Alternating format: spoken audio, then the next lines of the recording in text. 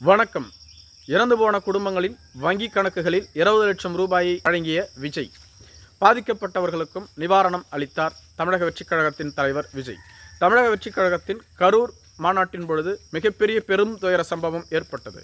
இந்த மாநாட்டில் விஜயை பார்ப்பதற்காக ஒரே நேரத்தில் 10,000 பேர் கூடக்கூடிய இடத்தில் 30,000 பேர் கூடியதாக சொல்லப்படுகிறது. பெரும் நெரிசல் ஏற்பட்டதால் அந்த விபத்தில் 41 பேர் இறந்து போனார்கள். பெண்கள், குழந்தைகள் உட்பட 41 பேர் இறந்து போனார்கள். 100க்கும் அதிகமானவர்கள் காயம் அடைந்திருந்தார்கள். தற்பொழுது இந்த வழக்கு சிபிஐக்கு மாற்றப்பட்டுள்ளது. தமிழக அரசு ஏற்கனவே ஒரு நபர் விசாரணை குழுவை உருவாக்கி இருந்தது.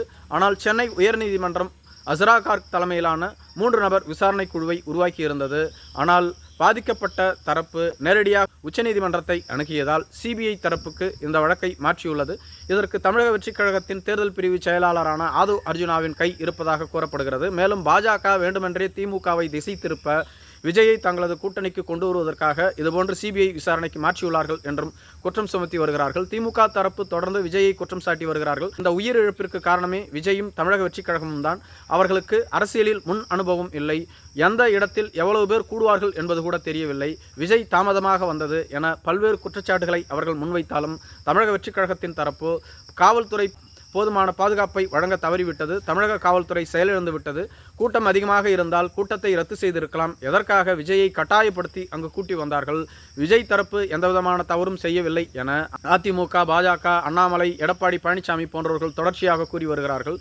இதுபோன்ற சூழ்நிலையில்தான் பாதிக்கப்பட்டவர்களை விஜய் சந்தித்து ஆறுதலும் நிவாரணமும் அளிப்பார் என்று கூறப்பட்டு வந்தது.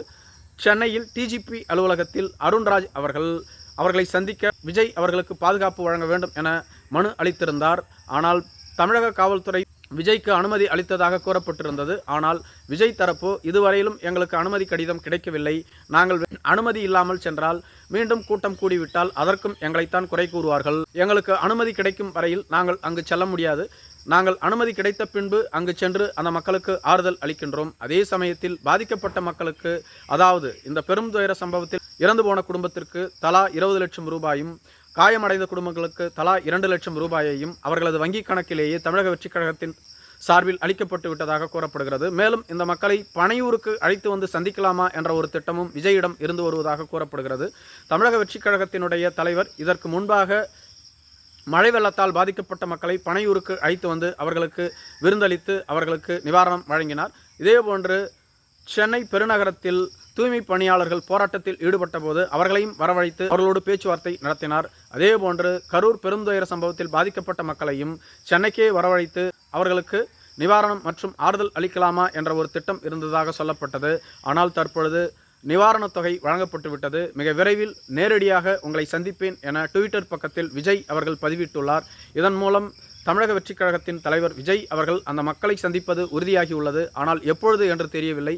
அது கரூருக்கே சென்று நேரடியாக சந்தித்து அந்த மக்களுக்கு ஆறுதல் வழங்குவாரா, அல்லது பனையூருக்கு கூட்டி வந்து ஆறுதல் வழங்கப்படுமா என்ற திட்டம் அவர்கள் கையில்தான் உள்ளது.